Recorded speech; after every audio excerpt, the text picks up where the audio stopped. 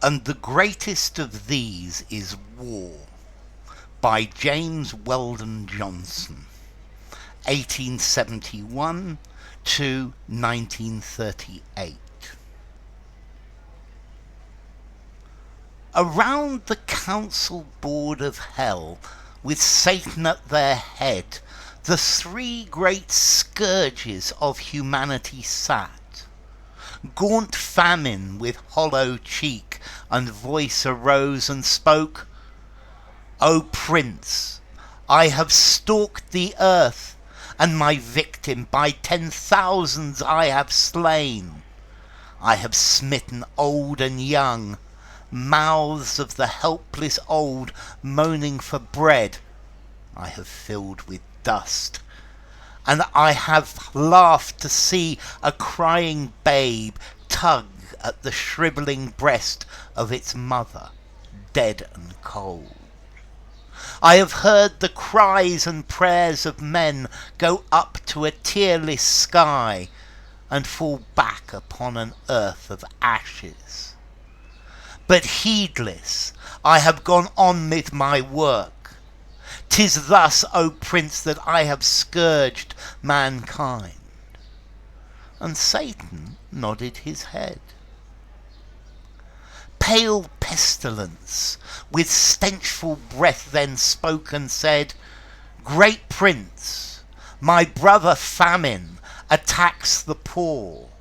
He is most terrible against the helpless and the old. But I have made a charnel house of the mightiest cities of men. When I strike, neither their stores of gold or of grain avail. With a breath I lay low their strongest, and wither up their fairest. I come upon them without warning, lancing invisible death. From me they flee with eyes and mouths distended. I poison the air, for which they gasp, and I strike them down fleeing. 'Tis thus, great Prince, that I have scourged mankind." And Satan nodded his head. Then the red monster War rose up and spoke. His bloodshot eyes glared round him, and his thundering voice echoed through the murky vaults of hell. "O mighty Prince, my brothers Famine and Pestilence have slain their thousands and tens of thousands, true. But the greater their victories have been, the more they have wakened man's breast the godlike attributes of sympathy, of brotherhood and love, and made of him a searcher after wisdom. But I arouse in man the demon and the brute. I plant black hatred in his heart and red revenge. From the summit of 50,000 years of upward climb, I haul him down to the level of the start, back to the wolf. I give him claws. I set his teeth into his brother's throat. I make him drunk with his brother's blood, and I laugh, ho, ho, ho, while he destroys himself.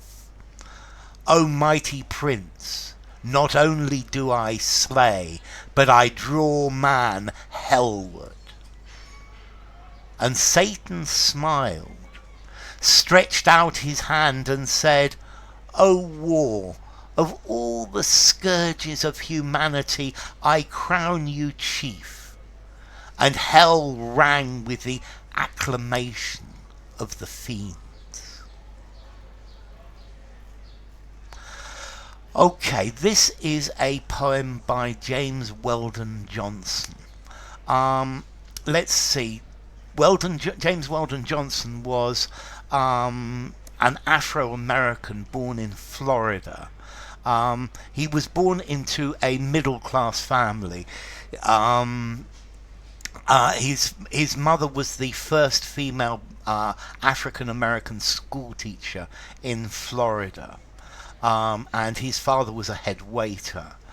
He went to Atlanta University, and then he became friends with Paul Laurence Dunbar.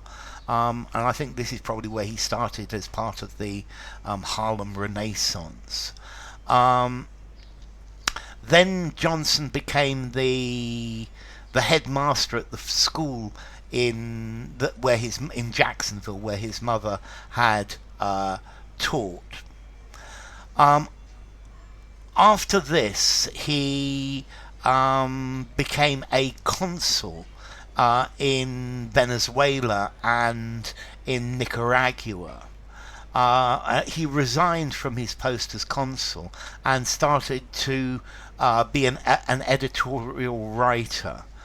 He was a champion for equal rights. He campaigned for equal rights for black people. Yeah, he was the secretary, or the field secretary, for the National Association for the Advancement of Coloured People.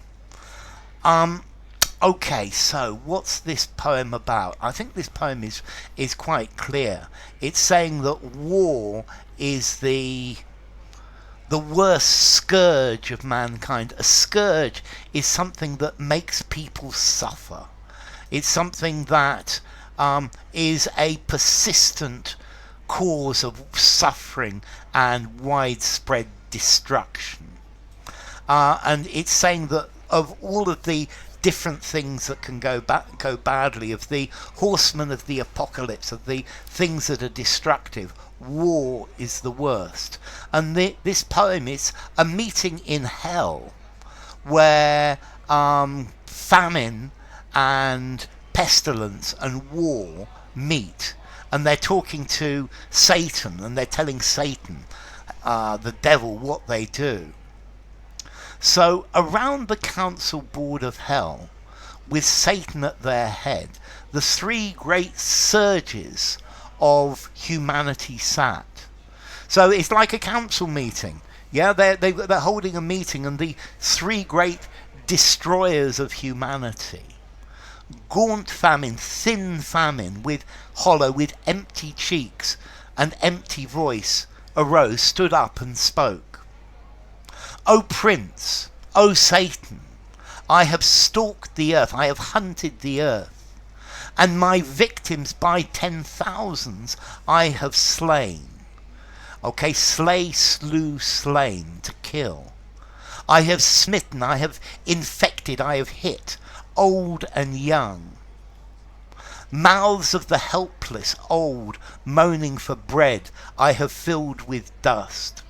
So old people who are hungry, they're dying of hunger, and they're begging for bread. I've filled their mouths with dust. I have laughed to see a crying babe tug at the shriveling breast of its mother, dead and cold. So I've laughed to see a baby pulling at the breast of its mother for food, and the breast is dry because the mother is dead. I have heard the cries and prayers of men go up to a tearless sky. So men cry and pray to heaven, but these cries and these prayers fall back on an earth of ashes where there is nothing. But heedless, I haven't listened to any of this suffering. I've gone on with my work. I've continued with my work. 'Tis thus, O Prince, like this, Prince Satan, I have made mankind suffer. I have scourged mankind. And Satan nodded his head. Pale pestilence with stenchful breath then spoke. So pestilence is disease, and stench is a terrible smell. So then pestilence with terribly bad breath spoke and said, Great Prince, my brother Famine attacks the poor. So yes, Prince, but famine, it only really makes poor people suffer.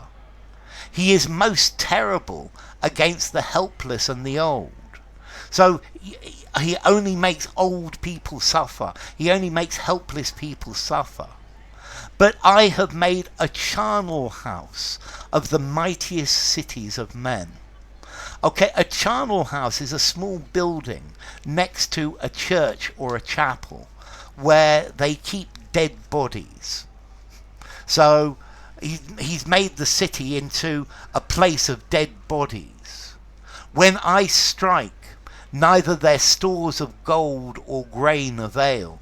So when I come, when pestilence comes, their gold and their grain and the things that they've got are no avail. Then they are no good. They don't do anything.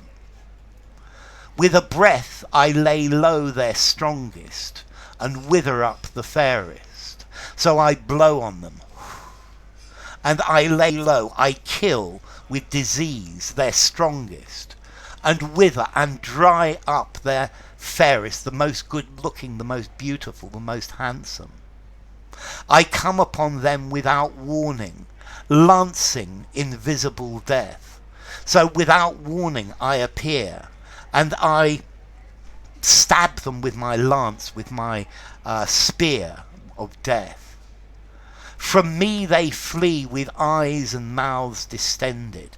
So when they see that there is disease or pestilence, people run away. They run away from me. They leave the places. I poison the air for which they gasp. So I make the air poisoned. Yeah, the air is infected. This is a disease that is an airborne virus. I strike them down fleeing. So I kill them while they run away. 'Tis thus, like this great prince, I have scourged mankind. I have made mankind suffer. And Satan nodded his head. Then the red monster war rose up and spoke. So now it's the turn of the red monster, of the monster war. And war stood up and he spoke to Satan. His bloodshot eyes glared round him, and his thundering voice echoed through the murky vaults of hell. So his eyes are bloodshot. There are lines of blood in his eyes, and he's looking round angrily. And his voice is like thunder, and it echoes through the murky, through the dark vaults, through the rooms of hell. O mighty prince, my brothers famine and pestilence have slain their thousands and tens of thousands, true. And war says, yes, famine and pestilence have killed thousands and tens of thousands of people. This is true. But the greater their victories have been, the more they have wakened in man's breast the godlike attributes of sympathy, of brotherhood and love. So the more people that have died in this, man becomes more sympathetic with each other. They become more loving, more brother-like. They love each other. And made him a searcher after wisdom. And man is searching, is looking for knowledge and wisdom. I guess techniques to feed everybody, medicine to stop pestilence. So the more pestilence there is and the more starvation there is, the more man looks for solutions to this, and the more sympathetic and humane man becomes. But I arouse in man the demon and the brute. So I make man a demon, a brute. I make him inhuman. I plant black hatred in his heart and red revenge. So I put in his heart hatred and revenge. He wants to get revenge. From the summit of 50,000 years of upward climb, I haul him down to the level of the start, back to the wolf. So man has been improving and getting better for 50,000 years. He's been becoming more moral, a more good person.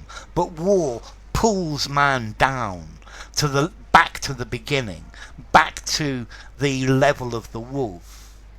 I give him claws, so I give man claws, fingernails. I set his teeth into his brother's throat. So I get him to bite out his brother's throat like a wolf will do. I make him drunk with his brother's blood. I intoxicate him. I make him obsessed with the blood of his brother, that he must take it. And I laugh ho ho while he destroys himself. O mighty prince, not only do I slay, so my prince, I don't only kill people, but I draw man, I pull man hellward, towards hell. And Satan smiled, stretched out his hand. So Satan smiled and he stretches out his hand. O war, of all the scourges of humanity, I crown you chief. So the devil says to war that you are the best scourge. You hurt man more than anyone. And hell rang with the acclamation of the fiends. So the devils all cheered. So, woof. Enough. If you enjoyed the video, give it a rating, subscribe to my channel, and I will see you soon. Bye for now. And the greatest of these is War, by James Weldon Johnson.